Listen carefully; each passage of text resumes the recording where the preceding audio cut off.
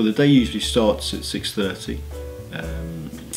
We usually leave house about 7, get on site for about 8 o'clock.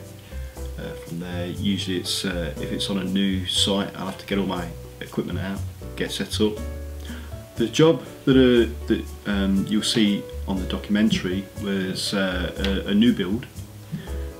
It's a detached 2-storey house. Plastering is a finish for you to decorate upon in old houses or new houses.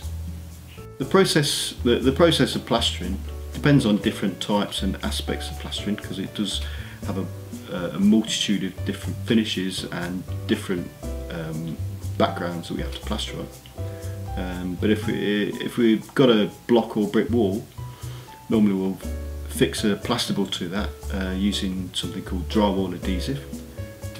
We'll mix that into a bucket. It'll be like a thick paste.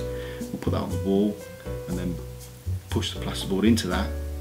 We'll make sure the board's level and flat. Once all the area is covered in plasterboard, we then put a tape over all the joints, and then we go through the process of skimming it. Skimming it is we just mix up a bucket of plaster into a thick paste again. We apply one thick coat, we flatten that coat off, then we apply another thin coat with fresh plaster, and that gets flattened off until it's completely set, and we just go through a process of troweling that flat.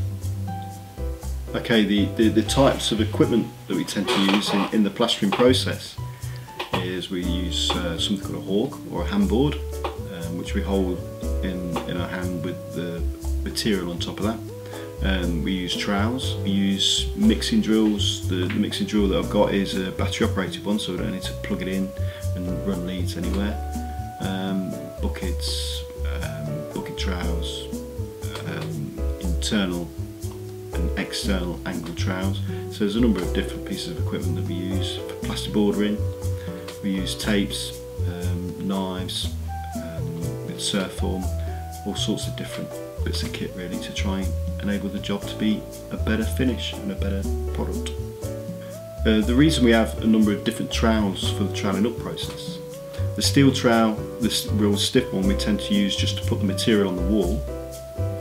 We use something called a spatula, which will run across the wall to flatten it all off, and that's like a flexi trowel where the steel is a lot thinner.